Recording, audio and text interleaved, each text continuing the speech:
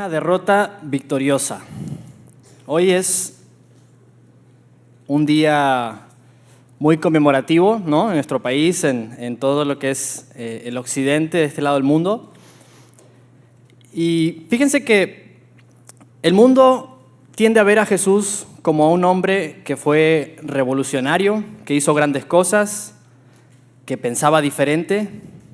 Era un hombre que traía buenas ideas, pero trágicamente murió.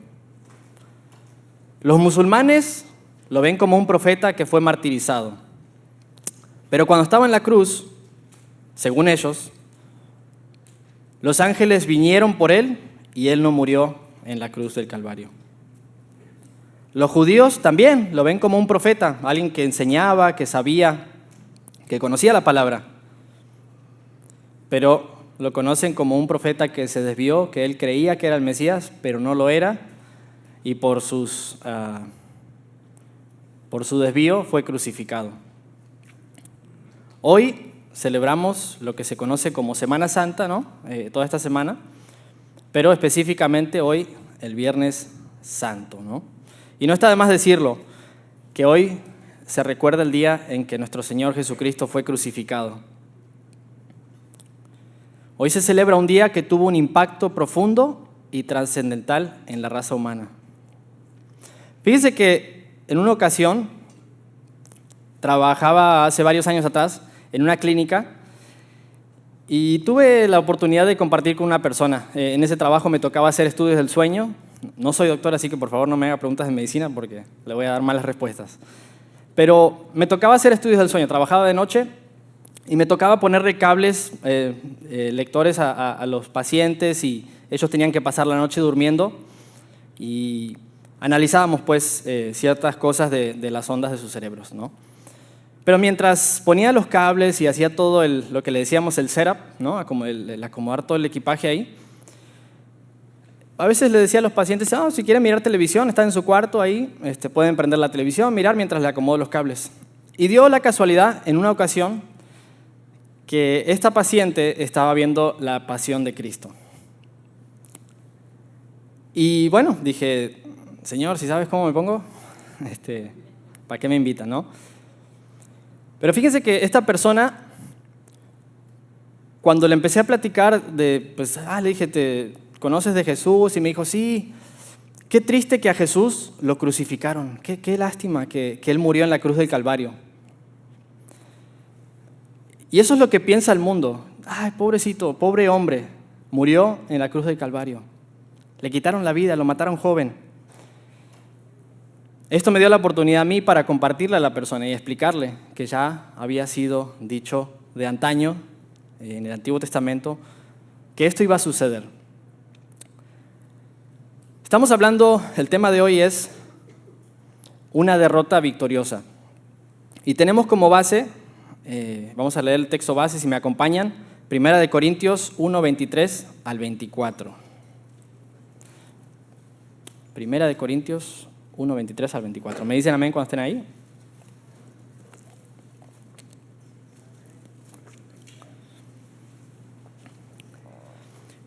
Dice 1 Corintios, pero nosotros predicamos a Cristo crucificado.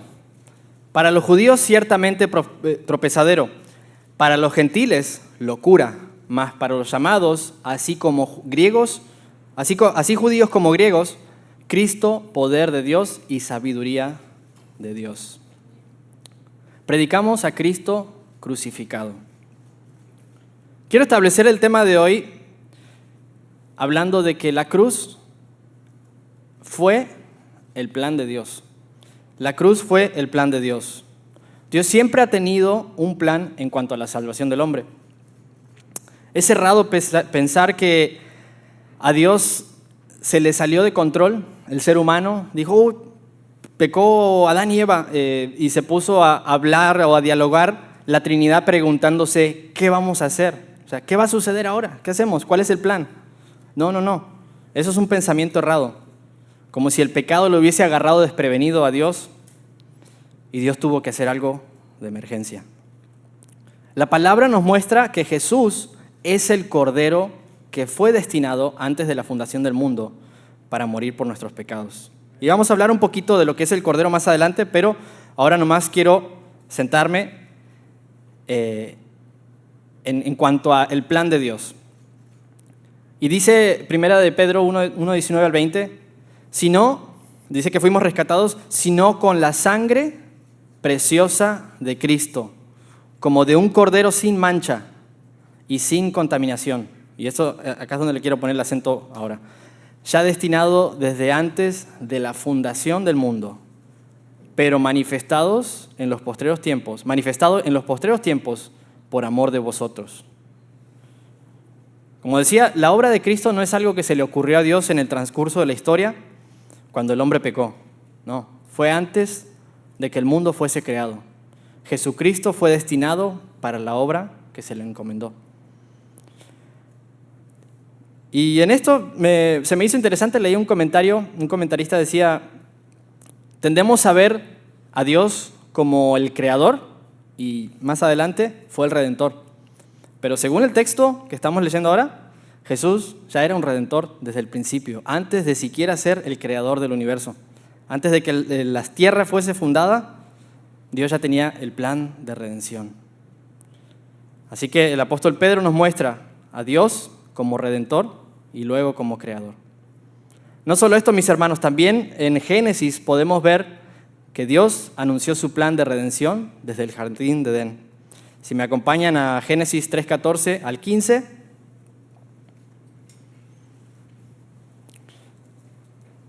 Dice Génesis 3:14.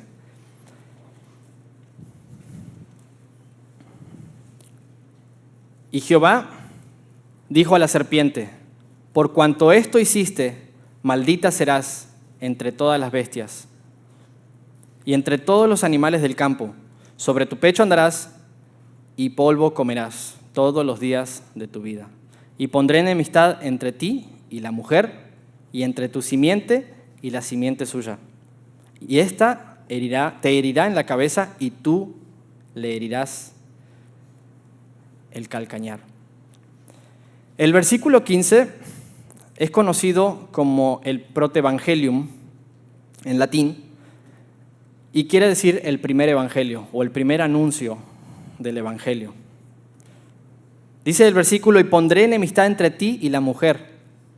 Esto nos predice, ya desde el capítulo 3 de Génesis, que iba a haber una hostilidad entre Satanás o la serpiente y la mujer, refiriéndose a la raza humana, a la descendencia que vendría de la mujer. Pero lo que quiero resaltar es también habrá enemistad entre su simiente de la serpiente y la simiente de la mujer. La enemistad entre la simiente de Satanás es obviamente sus agentes, sus secuaces, sus demonios, junto con Satanás, y la simiente de la mujer refiriéndose al Mesías, a Jesucristo. Y dice la segunda parte, esta te herirá en la cabeza y tú le herirás el calcañar. La serpiente, es decir, Satanás, herirá el calcañar del Mesías. Esta herida, obviamente, es en el talón, en el tobillo, en el calcaño. Se refiere a un sufrimiento, aún incluso predice la muerte del Mesías. Pero no será una derrota decisiva, no será una muerte eterna. La simiente de la mujer, Jesús, dice el pasaje, herirá la cabeza de la serpiente, ¿no? Y pues eso es bastante explanatorio, pero cuando se le pisa la cabeza a una serpiente, se le mata, ¿no? Entonces, acá vemos ya desde antemano el Señor prediciendo lo que iba a suceder entre Jesús y el diablo. El diablo iba a derrotar temporalmente al Señor, o al menos así parecería.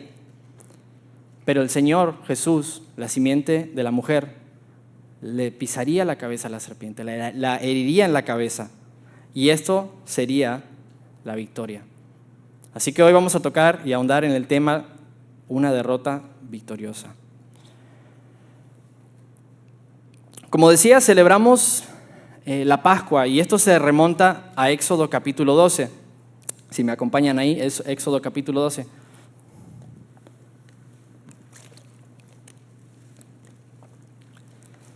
La palabra Pascua en su término hebreo, se dice Pesaj y significa pasar de o pasar por alto. En inglés le dicen pass over, ¿no? Pasar por encima de. Y esta palabra se ve primeramente en Éxodo capítulo 12, versículo 13. Y dice, y la sangre os será por señal en las casas donde vosotros estéis. Y veré la sangre y pasaré de vosotros. Y no habrá en vosotros plaga de mortandad cuando hiera la tierra de Egipto. Este era un tiempo, todos sabemos, ¿no? Cuando Dios le habló a Moisés, Moisés estaba procurando obedecer ahora sí a Dios, y Dios lo estaba usando para hablar con Faraón, para quitar a su pueblo, o para que el Faraón, deje salir a Israel para que le adoren a Dios. Dios ya había enviado 9 plagas y una tras otra, el Faraón endurecía su corazón y no quería dejar ir al pueblo de Dios. Como sabemos, esta última plaga, Moisés fue con Faraón y le dijo, y Faraón no accedió. A esto, Dios le dijo al pueblo que sacrifiquen un cordero de cada familia, de cada hogar, que elijan un buen cordero, sin mancha, el mejor que tenía cada hogar, y tenían que sacrificarlo. Y con un hisopo tenían que rozar los dinteles de las puertas de las casas, o los postes de la entrada de cada casa. La plaga de mortandad que nos dice la palabra, el ángel de Jehová iba a pasar por la tierra de Egipto. Dios estaba enviando un juicio sobre la tierra de Egipto. Ahora, la instrucción era que rocíen, ¿no? Con sangre. El ángel iba a pasar y por cada hogar que el ángel vea la sangre, iba a pasar por encima de ese hogar o iba a pasar no entraría ahí y no tomaría la vida de los primogénitos. Así que podemos ver acá en este pasaje que había un juicio. Dios había decidido traer un juicio sobre la tierra de Egipto. Y su pueblo, para ser rescatado, tenían que ser, o sus hogares, rociados por esa sangre para que el juicio no entre en ese hogar. Creo que suena bastante familiar, ¿no? A lo que es el Evangelio, a lo que el Señor Jesús hizo por nosotros. Dice 1 Corintios capítulo 5, versículos 7 al 8, limpiaos pues de la vieja levadura, para que seáis nueva masa, sin levadura como sois, porque nuestra Pascua que es Cristo, ya fue sacrificada por nosotros. Así que celebremos la fiesta no con la vieja levadura, ni con la levadura de malicia y de maldad, sino con panes sin levadura, de sinceridad y de verdad. Jesús es nuestra Pascua. Jesús es aquel cordero que fue sacrificado. Su sangre nos cubre, nos limpia de todo pecado y podemos esperar la vida eterna con gozo, reconociendo que el juicio de Dios no va a venir a nuestras vidas, no por algo que nosotros hayamos hecho, solamente por lo que ha hecho Jesús. Ahora viene la pregunta, ¿por qué necesitaba Jesús morir por nosotros? Creo que todos conocemos la respuesta, pero es para ir entrándonos al tema. Isaías 53, versículos 5 al 6.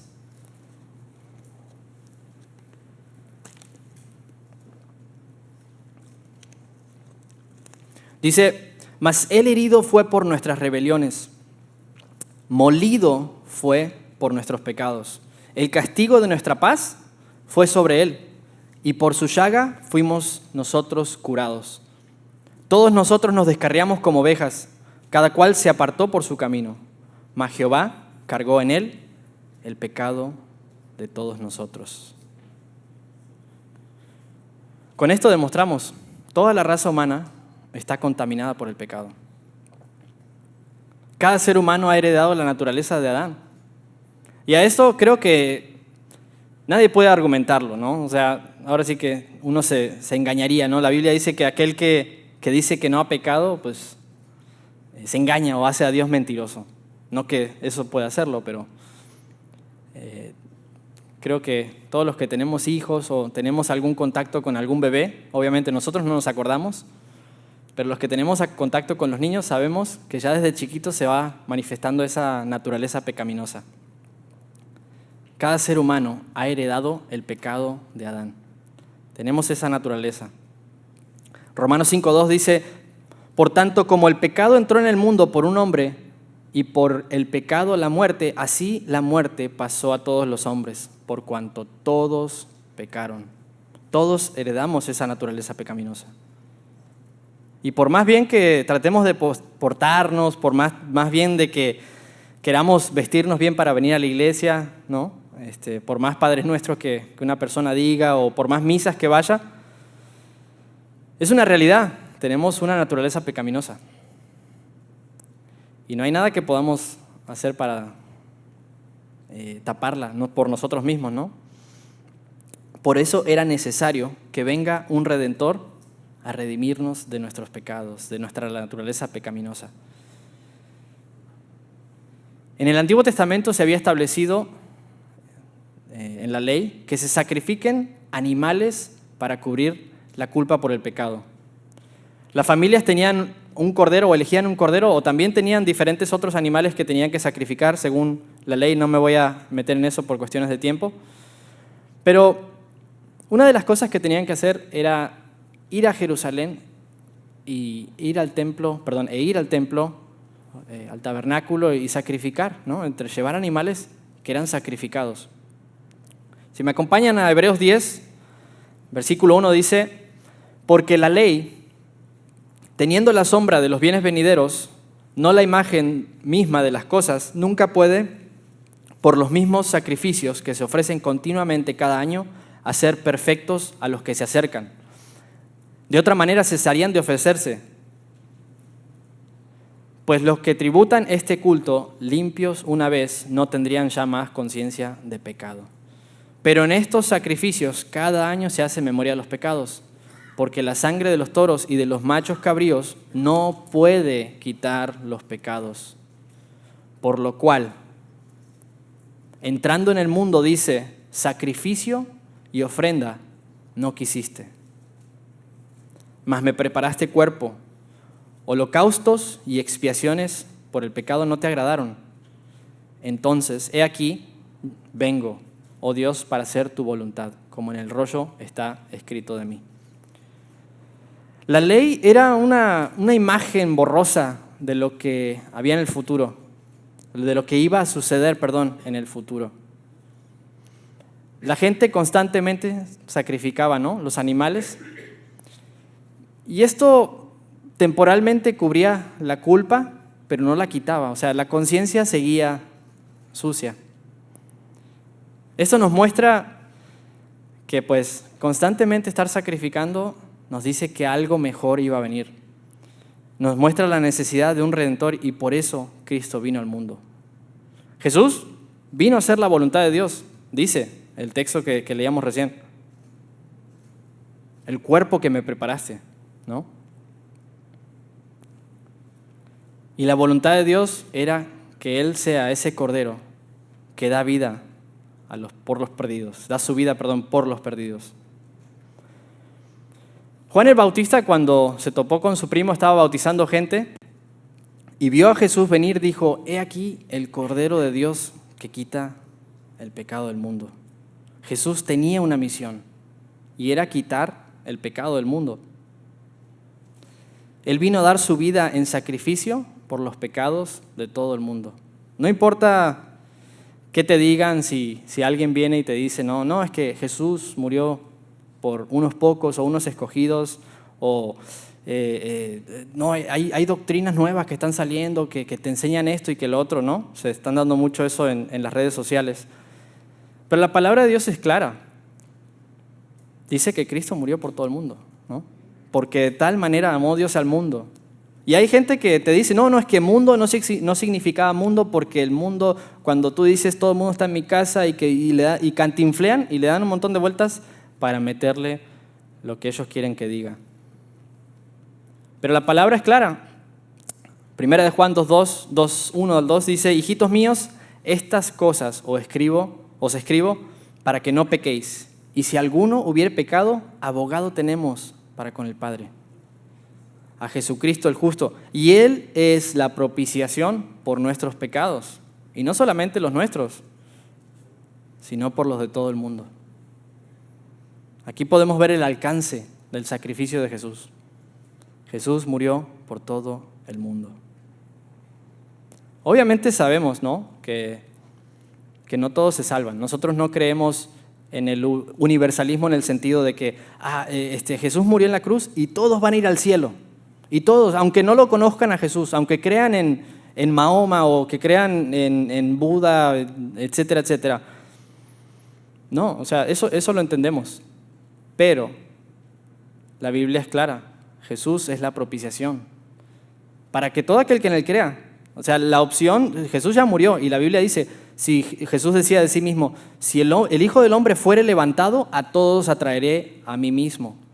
¿Qué quiere decir esto? Que todos van a tener ese alcance, esa posibilidad de salvación por medio del mensaje de Jesús. Lo lamentable es que a veces nosotros no predicamos y no compartimos con la gente. Pero la palabra dice, mas a todos los que le recibieron, a los que creen en su nombre, les dio potestad. Así que el sacrificio de Jesús alcanza a todo el mundo. Él derramó su sangre por todo el mundo. Pero no todos se salvan, solamente aquellos que le reciben. Aquellos que reciben, los que creen en su nombre. ¿Cuál es el nombre de Jesús? Jesús quiere decir Salvador. O sea, todos los que creen que lo que Él hizo en la cruz del Calvario es suficiente para salvarme, pues son salvos. Eso es recibirle. Mientras Jesús caminaba por la tierra y ejercía su ministerio, Él tenía claro cuál era su llamado, a qué Dios lo había encomendado. Y eso de ahí creo que podemos sacar una aplicación. Me tardé un poco en hacer una aplicación, pero Jesús tenía muy claro por qué Él estaba aquí en la tierra. Y eso es algo que nosotros debemos buscar a Dios y pedirle, Señor, ¿qué quieres hacer con mi vida? ¿Qué quieres de mí? ¿No? Obviamente la palabra sí nos da, ¿no?, que directrices muy obvias. La voluntad de Dios es que os apartéis de la fornicación, ¿no?, que vivamos en santidad. La voluntad de Dios es que ninguno se perezca, sino que ninguno perezca, sino que todos procedan al arrepentimiento. Que prediquemos el Evangelio. Id, ¿no?, y prediquen este mensaje. Pero Jesús tenía muy en claro a qué lo había llamado el Señor. Dice Mateo 16, versículo 21 al 28.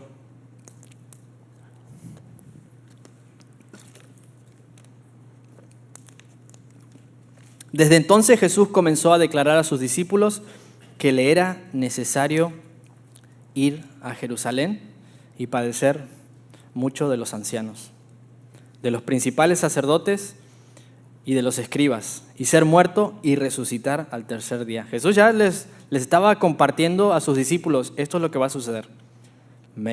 O sea, es necesario, ¿no?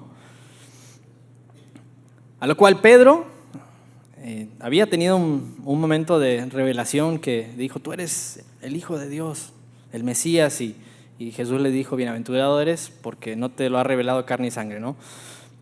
Pero acá como que Pedro tenía un desenfoque y creo que esto lo podemos aplicar a nuestra vida. Pedro le dijo, lo tomó aparte y comenzó a reconvenirle, Señor, ten compasión de ti, ten misericordia de ti mismo.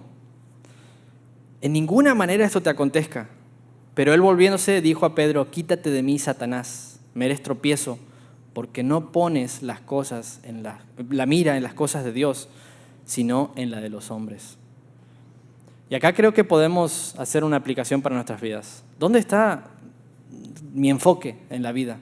¿Qué es lo que yo quiero hacer con mi vida? ¿Quiero enfocarme en las cosas terrenales? ¿Quiero vivir para las cosas materiales?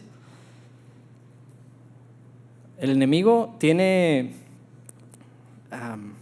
siempre como plan desviarnos con cosas, con lo que sea, con lo que él pueda. O sea, a Jesús, cuando Jesús estaba en el desierto, se le acercó, lo tentó y le dijo, ¿no?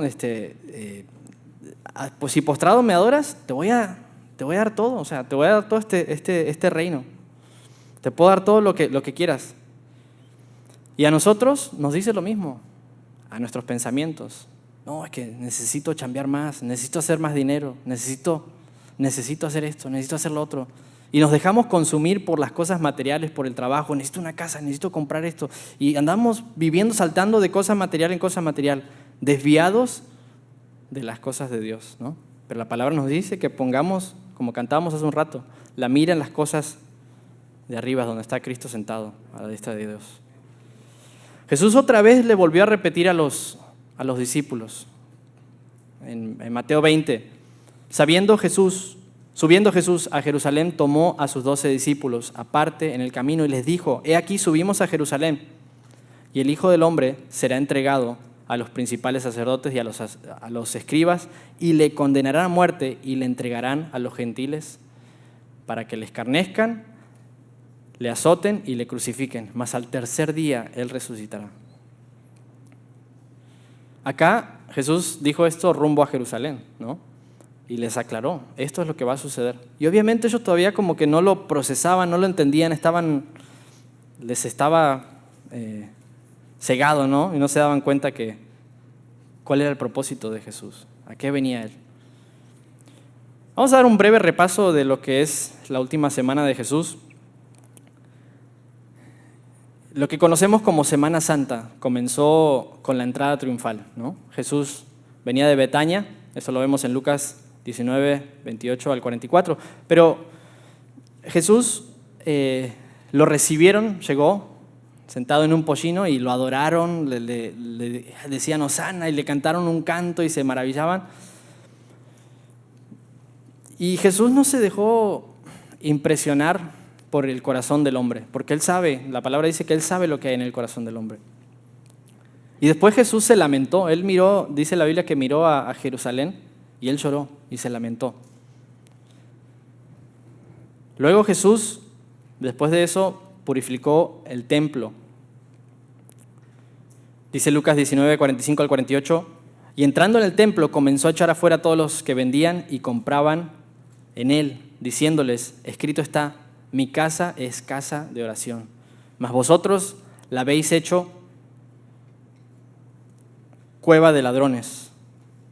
Y enseñaba cada día en el templo, pero los principales sacerdotes, los escribas y los principales del pueblo procuraban matarle y no hallaban nada que pudieran hacerle.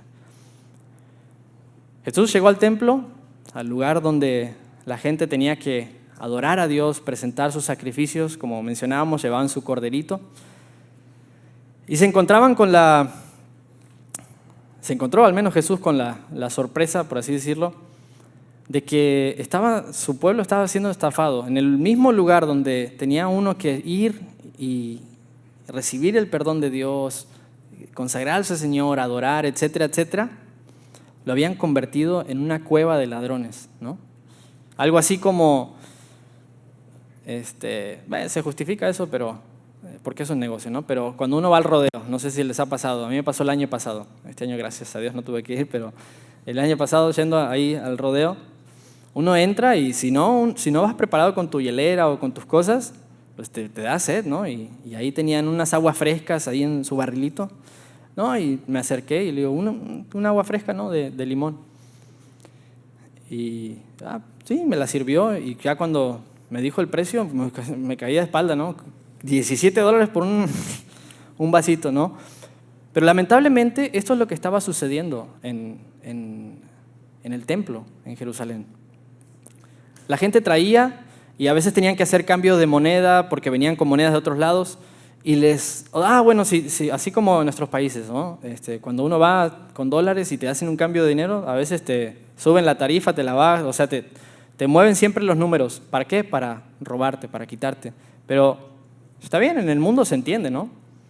Pero en el templo de Dios, Jesús entró y vio todas estas cosas y obviamente el celo por su casa lo consumió.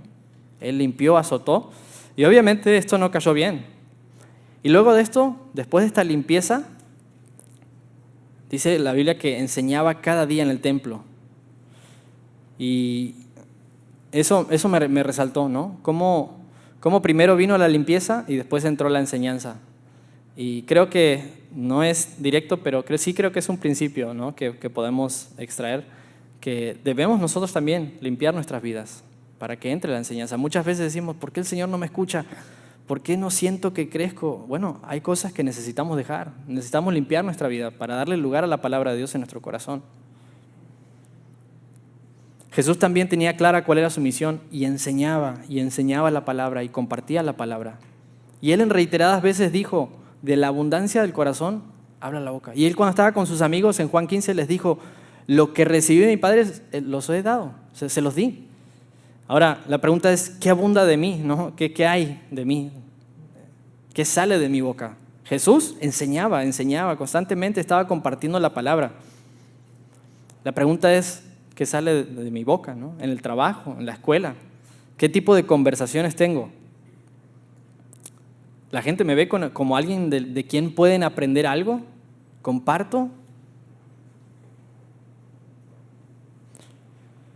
Luego, después de esto, Judas busca entregar a Jesús, ¿no?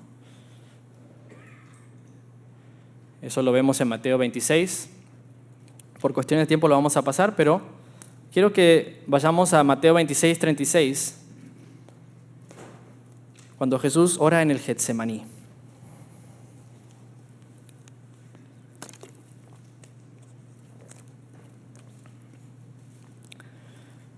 Dice Mateo 26, 36, entonces llegó Jesús con ellos a un lugar que se llama Getsemaní y dijo a sus discípulos, sentaos aquí, entre tanto voy allí y oro. Y tomando Pedro a los dos hijos de Zebedeo, comenzó a entristecerse y a angustiarse en gran manera. Entonces Jesús les dijo, mi alma está muy triste hasta la muerte, quedaos aquí y velad conmigo. Yendo un poco adelante, se postró sobre su rostro y orando y diciendo, Padre mío, si es posible, pase de mí esta copa, pero no sea como yo quiero, sino como tú. Vino luego a sus discípulos y los halló durmiendo. Y dijo a Pedro, ¿así que no habéis podido velar conmigo una hora? Velad y orad, para que no entréis en tentación. El espíritu a la verdad está dispuesto, pero la carne es débil. Otra vez fue y oró por segunda vez diciendo, Padre mío, si no se puede pasar de mí esta copa sin que yo la beba, hágase tu voluntad. Vino otra vez y los halló durmiendo, porque los ojos de ellos estaban cargados de sueño, y dejándolos, se fue de nuevo.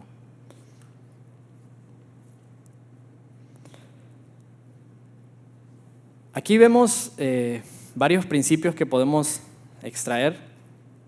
Jesús, ante una situación difícil de su vida, lo que hizo fue apartarse, se llevó a sus compañeros y oró y buscó a Dios.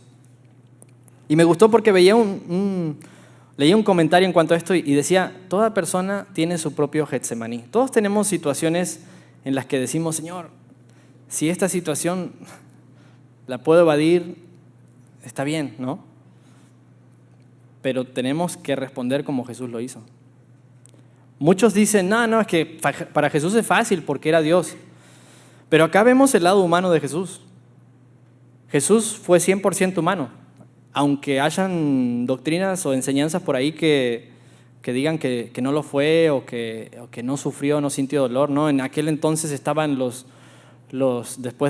tiempos del apóstol Juan, había una doctrina de los gnósticos, ¿no? Que decían que Dios es bueno y no es malo, pero la carne es mala, entonces Jesús no pudo haber sido físico, o sea, no tuvo un cuerpo físico, por eso no murió en la cruz.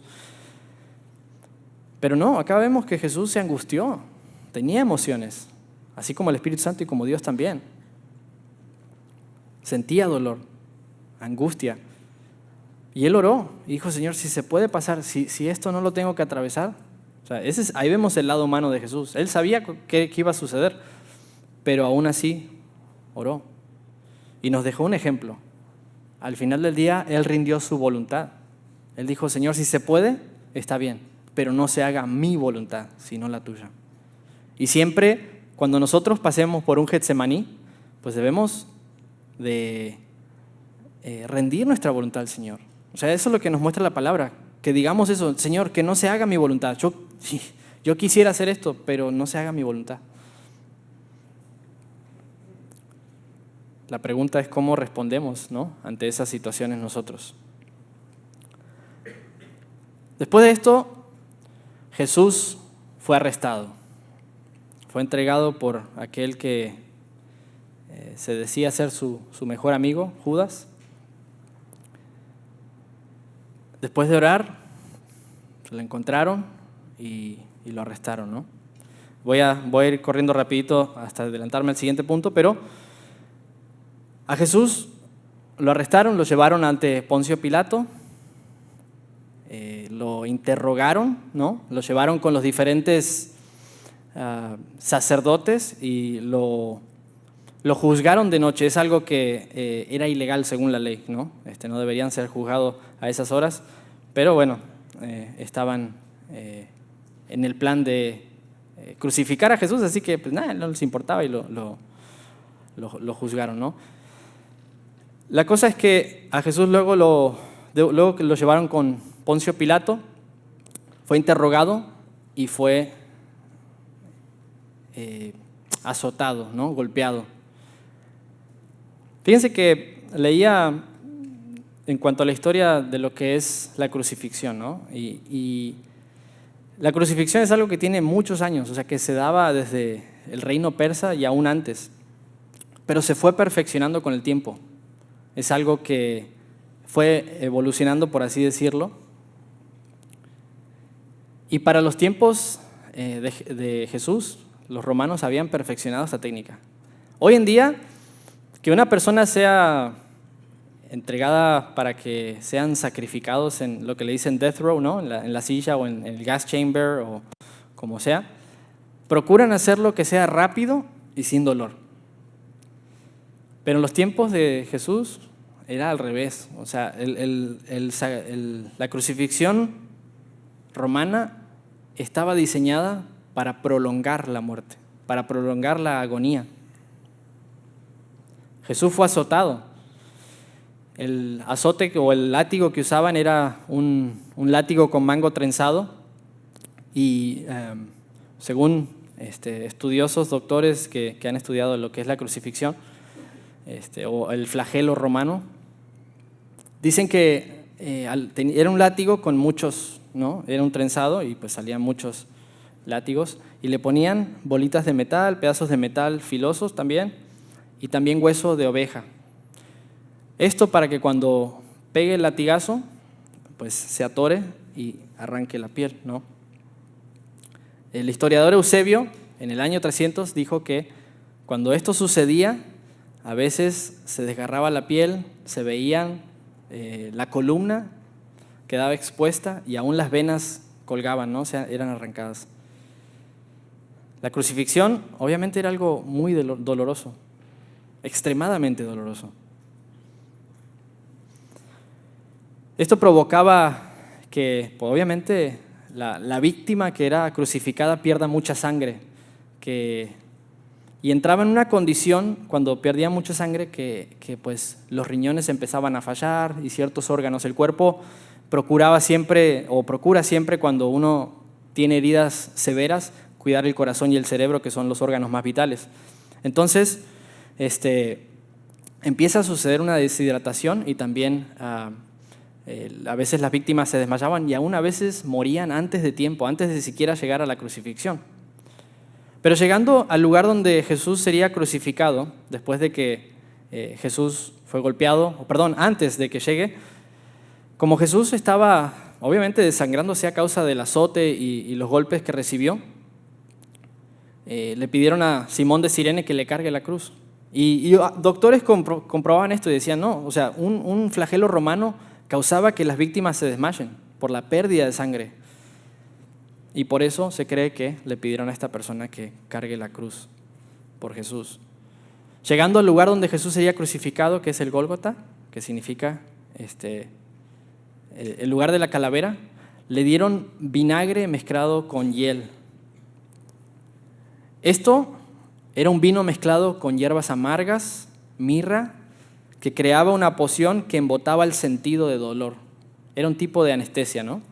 La mezcla de vino agrio, dice un comentarista, y hiel a menudo se daba a los que sufrían para aliviar el dolor en la muerte. Pero esto es lo que es interesante. Jesús rechazó esa mezcla después de probarla. Él la probó y la rechazó. Se dio cuenta de lo que era. Y dice este comentarista, en una demostración sobrenatural de coraje, el Hijo del Hombre rechazó todo lo que pudiera adormecer el sufrimiento que soportó por nuestra salvación. El pecado contra un Dios santo requería un castigo extremo. Y para cumplir completamente su posición como nuestro sustituto, Jesús no quería nada que restara de este castigo. En la cruz, Jesús se convirtió en pecado por nosotros. No que Él sea pecador, sino que Él se hizo pecado por nosotros. Aceptar vino con hiel disminuiría el castigo, dice este comentarista, del pecado. Y Jesús había venido a soportar todo el peso de la ira de Dios contra el pecado, no para tomar un camino más fácil. Mientras meditaba en esto me impactaba, porque muchas veces nosotros como cristianos, espero que no me dejen solo en esta, a veces buscamos tomar el camino más fácil. O sea, a veces queremos, cuando servimos a Dios, queremos hacer las cosas de la manera más fácil, lo que más me conviene a mí, ¿no? Quiero servir a Dios, pero no quiero que me demanden mucho, ¿no? No quiero que me cause incomodidad. Y si lo hago como así, a medias, ¿no? Pero Jesús, o sea, estaba siendo sacrificado, estaba en profundo dolor, o sea, su espalda desgarrada. Y uno lee estas cosas, lo que dice la historia y aún fuentes fuera de la palabra, que te demuestran que la película La Pasión de Cristo y todas esas películas se quedan muy cortas en cuanto a lo que Jesús sufrió y cómo quedó su cuerpo.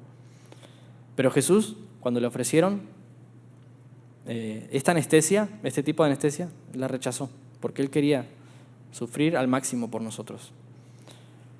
Mateo 27 dice, y desde la hora sexta hubo tinieblas sobre toda la tierra hasta la hora novena.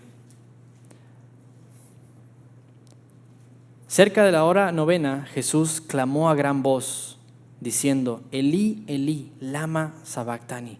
Esto es, Dios mío, ¿por qué me has desamparado? ¿No? Es interesante, ¿no? Porque tinieblas cubrieron la tierra a la hora sexta. Esto, la hora sexta, según el calendario de ellos, es el mediodía. O sea que no es normal que se oscurezca al mediodía. Pero Jesús clamó y dijo, Dios Padre, Padre, ¿por qué me has desamparado? Dios mío, ¿por qué me has desamparado? Recientemente vi un video y dije, esto va perfecto con el sermón. Había un cristiano que se ve que está compartiendo el evangelio y se le viene una persona, creo que es de Medio Oriente, y se ve que hablaba el arameo porque hasta lo pronunció muy bien y se hacía hasta con lamaj, ¿no? Así como que bien de ahí. Pero esta persona le dijo, Jesús no era perfecto, cometió un error. Y el cristiano le dice, ¿por qué? Dice, porque no sabía por qué lo desamparó Dios, se le olvidó su misión. Y pues uno lo mira y dice, tiene su argumento, ¿no?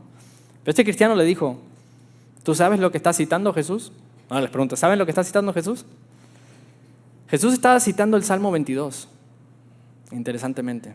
Porque esta persona la argumentaba, ¿no? Y puede alguien argumentar, a Jesús se le olvidó su misión, no sabía lo que estaba sucediendo, se sintió solo. Pero el Salmo 22 dice, si me acompañan ahí, Salmo 22, 1.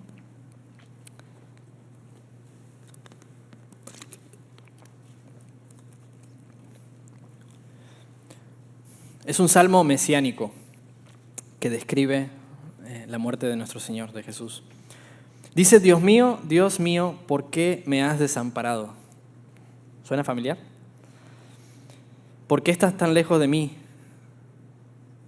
¿Por qué estás tan lejos de mi salvación y de las palabras de mi clamor?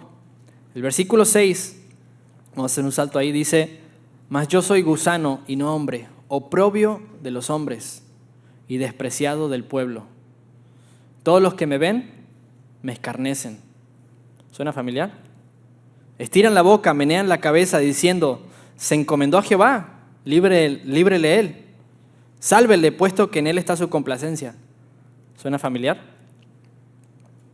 El versículo 12, vamos a dar un salto ahí, dice, me han rodeado muchos toros, fuertes toros de Basán me han cercado. Abrieron sobre mí su boca como león rapaz y rugiente. He sido derramado como aguas y todos mis huesos se descoyuntaron.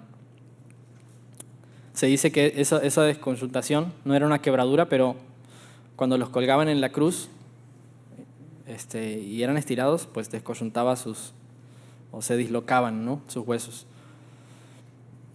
Mis huesos descoyuntaron. Mi corazón fue como cera derritiéndose en medio de mis entrañas. Y como tiesto se secó mi vigor. Mi lengua se pegó a mi paladar, parte de la deshidratación, y me has puesto en el polvo de la muerte. Porque perros me han rodeado, me ha cercado cuadrilla de malignos. Horadaron mis manos, traspasaron mis manos y mis pies. Contar puedo todos mis huesos, entre tanto ellos me miran y me observan. Repartieron entre sí mis vestidos y sobre mi ropa echaron suertes. Acá podemos ver muchas cosas, pero aunque parecía que Jesús estaba siendo derrotado, él clamó un canto de victoria. Un salmo que habla de cómo Él moriría por nosotros y cómo obtendría así nuestra salvación, una derrota victoriosa. Jesús en medio de su muerte, o sea, uno lo ve y dice, nomás dijo por qué. O sea, el abuelo pájaro uno dice, dijo por qué me has desamparado. Pero Jesús estaba volviendo y otra vez diciendo su misión, lo que Él iba a hacer por nosotros.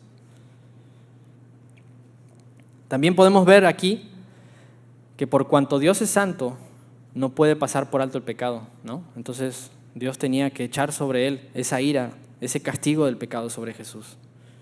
Y Jesús experimentó esa soledad de Dios. Segunda de Corintios 5:21 dice, al que no conoció pecado por nosotros, lo hizo pecado, para que nosotros fuésemos hechos justicia de Dios en Él. No es que Jesús tuviera pecado en sí mismo, sino que Él llevó la culpa, ese castigo sobre sus hombros por nosotros. Cuando Dios como juez miró nuestros pecados sobre el sustituto, el castigo fue sobre Jesús. Y en tercer lugar, podemos ver acá la naturaleza humana de Jesús otra vez, ese clamor de soledad, ¿no? Ahí vemos el lado humano de Jesús. Vayamos rapidito al siguiente versículo, Mateo 27:50. Dice, mas Jesús, habiendo otra vez clamado a gran voz, entregó el Espíritu.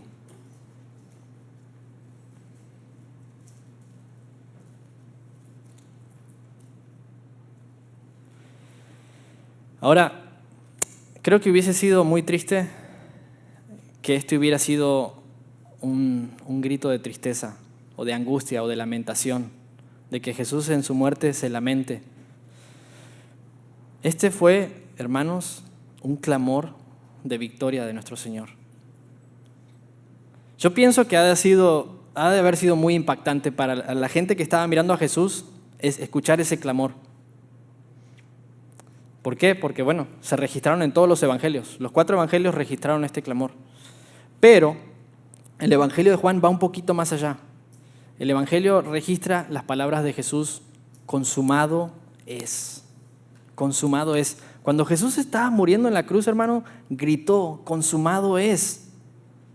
Esta palabra en griego es tetelestai y es un grito de triunfo o es un grito de uno que termina su tarea, de alguien que completó. Cuando hacían construcción también decían, está terminada. O sea, cuando se construía algo y se acababa decían tetelestai, terminado. Y Jesús dijo, consumado es. Ya, terminé la obra, la consumí. Así que Jesús, mis hermanos, murió no derrotado, no en derrota, sino obteniendo la victoria por nuestros pecados. Satanás pensó, no estaba cegado, ¿no? Pensaban que estaban exhibiendo a Jesús, que lo estaban destrozando, que lo estaban derrotando. Pensaron que estaban acabando con su vida. Y pensaron que lo estaban humillando, que Jesús estaba siendo terminado. Pero no sabían que Jesús estaba obteniendo la victoria. La crucifixión romana estaba diseñada para prolongar, como decíamos, la muerte y humillar y hacer un ejemplo público de aquel quien se levante en contra del gobierno, ¿no? A Jesús lo acusaron de sedicioso, de que quería dividir el gobierno o que quería levantarse en contra de Roma. Y en la crucifixión fue una humillación pública. ¿Para qué? Para que la gente que mira eso diga, mejor ni te levantes contra el gobierno romano. Y ciertamente pensaron que a Jesús lo exhibieron públicamente y lo humillaron y lo mataron. Y ciertamente lo hicieron. Pero Colosenses 2:13, que recientemente el pastor nos compartía, dice lo opuesto. Dice, y a vosotros, estando muertos en delitos y pecados, y en la incircuncisión de vuestra carne, os dio vida juntamente con él, perdonándoos todos los pecados, anulando el acta de decretos que había contra nosotros, que nos era contraria, quitándola de en medio y clavándola en la cruz. Y acá dice, despojando a principados y potestades, los exhibió públicamente, triunfando sobre ellos. Cuando, no sé si les ha tocado ver en películas, cuando un gobierno o un rey en esas películas antiguas, y sucedía en la historia, ¿no? Que cuando un rey tomaba el mando de otro rey, a veces o vencían a otro reino en una guerra, lo exhibían públicamente y les decían, miren, acá están sus gobernadores, sus libertadores, miren, acá los traemos, y los exhibían y los paseaban por la ciudad. Bueno, Jesús hizo eso, hermanos. Triunfó sobre la cruz y ahí exhibió, despojó a principados y potestades. Los exhibió públicamente. Ahora quiero que volvamos al texto base, ya para ir culminando, y dice,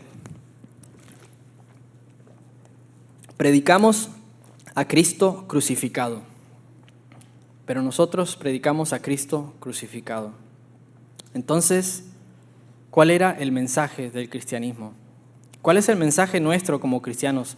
Porque la verdad que esta es una temporada en la que podemos aprovechar, preguntarle a la gente, a los familiares que tenemos, que quizás sean de otra religión o que no creen en el Señor, y podemos aprovechar para predicarle a Cristo y predicarle a Cristo crucificado, como dice Primera de Corintios, perdón. Si repasamos los sermones del libro de Hechos, los 4 sermones, se anuncia la profecía cumplida, que desde el tiempo pasado se había anunciado, que es lo que dijimos al principio del sermón.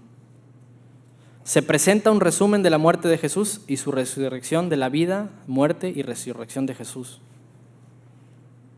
Se afirma que la vida, muerte y resurrección era algo profetizado. Y se anuncia el futuro, la segunda venida del Señor. Y se invita al oyente, número 4, al arrepentimiento para que reciban a Jesús y al don del Espíritu Santo.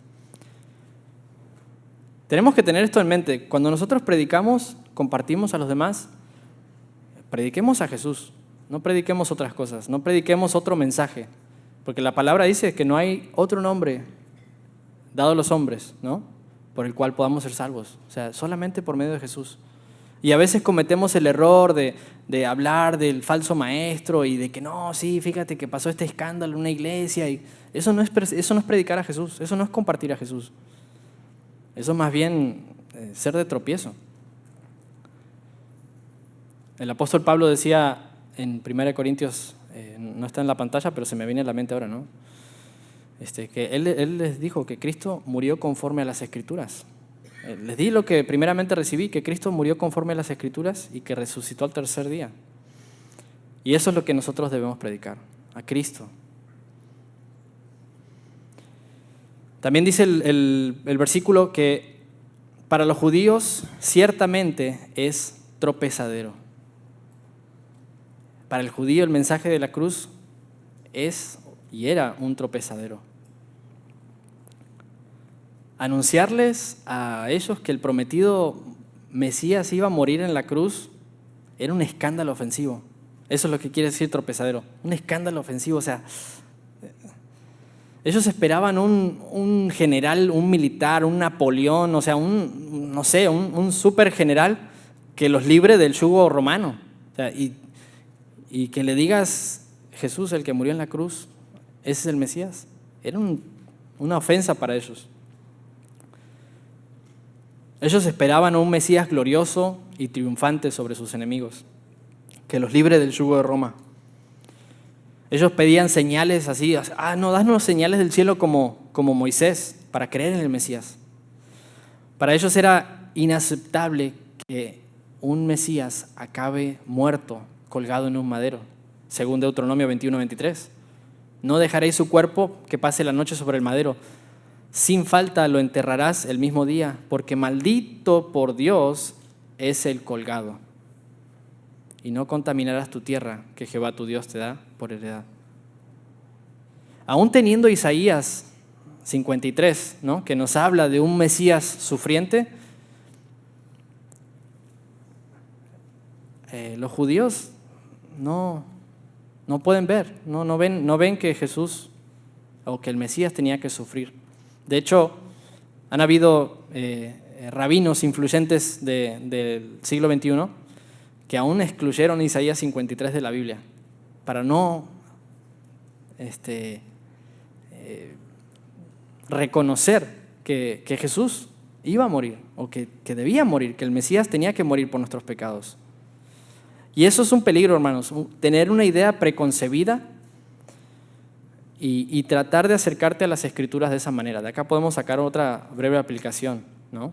Los judíos tenían una idea preconcebida, decían, no, o sea, el Mesías tiene que librarnos de Roma, nos tiene que dar una libertad en el gobierno.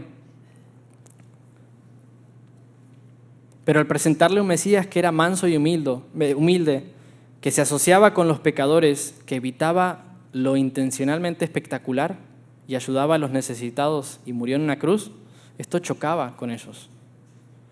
Pero debemos tener cuidado con esas ideas preconcebidas o acercarnos a la palabra y buscar que diga lo que nosotros queremos que diga. Muchas personas tienen una idea errada de quién es Jesús, ¿no? Lo ven como una llanta de refacción, ¿no? Alguien que debe ayudarles, y se acercan a leer la Biblia o a orar a una iglesia solamente para eso, porque ya tienen una idea preconcebida. Se ponen unos lentes y ven eso en la palabra y dicen, Dios me tiene que bendecir y no le debo nada a Él. Luego también el versículo dice que para los gentiles es locura, ¿no? Los gentiles, pues, se refiere a los griegos y a los romanos, y tenían su mitología griega, Tenían a sus dioses de Olimpo, musculosos y fuertes. Jamás darían su vida en una cruz, ¿no? Es como ver a los Avengers o algo así, ¿no?, entregando su vida. Ellos lo veían, le predicaban a Jesús y decían, o sea, nosotros creemos en Zeus y todos esos dioses de trueno y todos esos fuertes, y me vienes a hablar de un Mesías que se va a morir. ¿Cómo un Dios que no se pudo salvar a sí mismo me va a ayudar a mí? Pero dice la palabra, para los llamados, así judíos como griegos, Cristo, poder de Dios y sabiduría de Dios. Lo que el mundo ve como debilidad, hermanos, de parte de Dios, no que Dios sea débil, porque Dios no lo es débil, pero lo que el mundo ve como debilidad resulta ser más fuerte que nada que los hombres puedan jamás lograr. Romanos 1:16 dice, porque no me avergüenzo del Evangelio, porque es poder de Dios para salvación a todo aquel que cree, al judío primeramente y también al griego. Lo débil de Dios fue el acto más poderoso que jamás haya sucedido en la tierra. El Hijo de Dios se dejó crucificar, entregó su vida, murió, y ese es el poder de Dios. Poder de Dios que es salvación. Ese poder transforma vidas.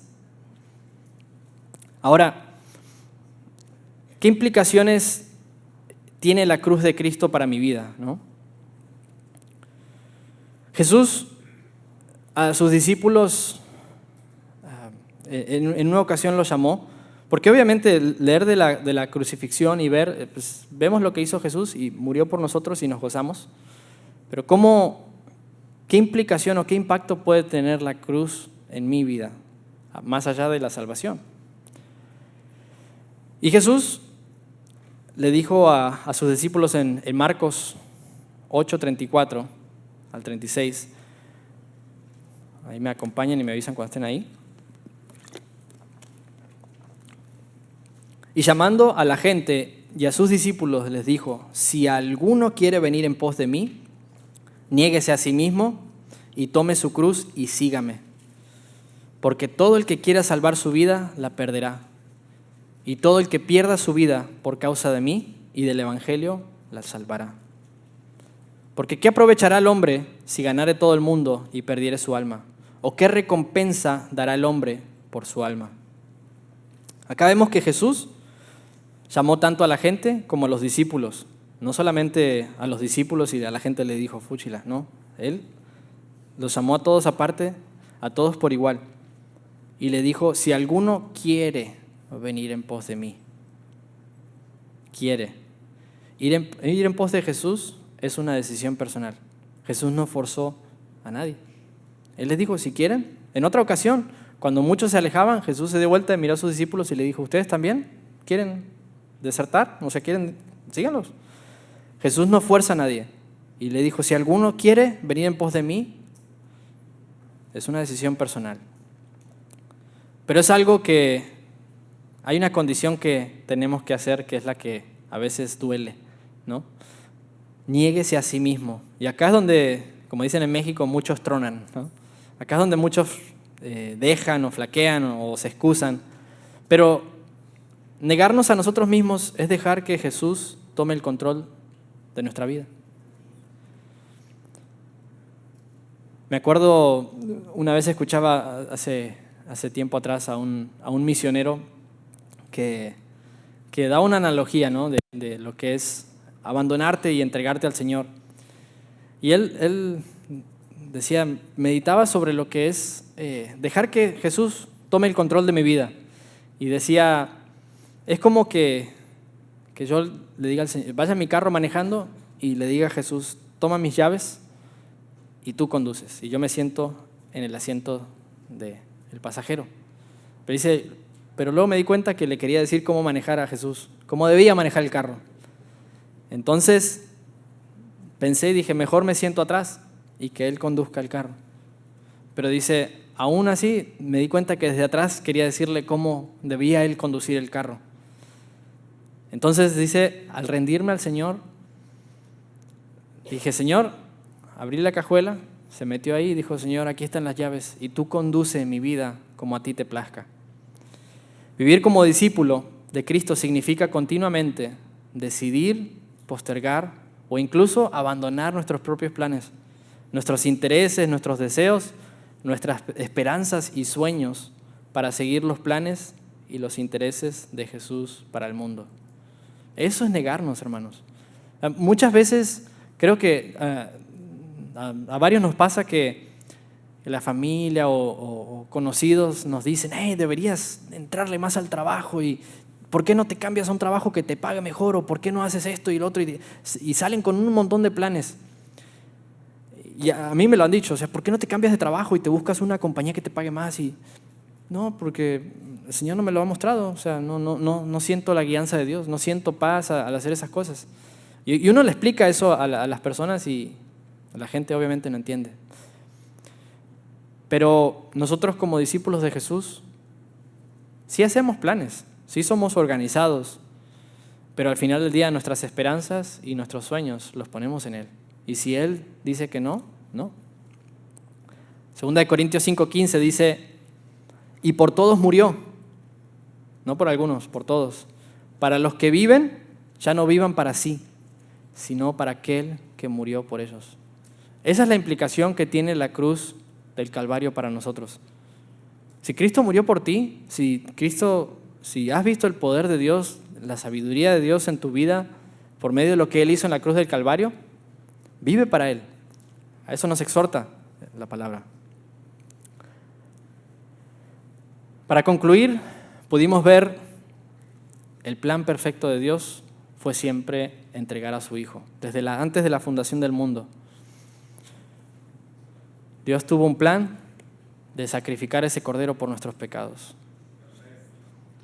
Dios, hermanos, tuvo un hijo sin pecado, pero no tuvo ningún hijo sin una cruz. Por la cruz del Calvario, por lo que Él hizo por nosotros, nosotros podemos ser llamados hijos de Dios al recibirle. Dios mostró su amor, hermanos, por nosotros al dar su vida en la cruz del Calvario.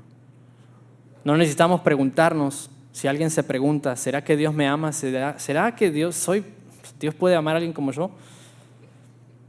Lo hemos dicho muchas veces. La demostración del amor de Dios a tu vida está en la cruz del Calvario. Ahí Jesús demostró el amor por ti. Y sí, Él murió por tus pecados. Vamos a ponernos de pie mientras pasa el grupo de alabanza.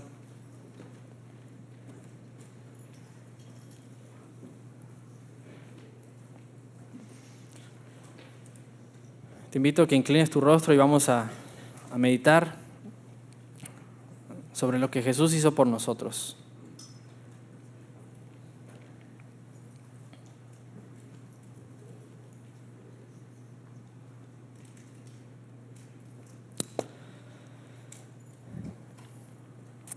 Hermanos, si esta palabra te habló o esto te llevó a meditar, si tú ya has creído en el Señor y le has recibido, te invito a que medites sobre lo que Jesús hizo por ti. Pero no solo medites, sino que tengas en mente que el Señor quiere que tomes tu cruz cada día y le sigas. Que busques su voluntad por sobre tu voluntad. Que busques rendir tu voluntad a Él. Y si tú no has creído en el Señor, si hay alguien acá que no haya creído en Jesús como su Señor y Salvador, le invito a que levante la mano y quiero orar por ti.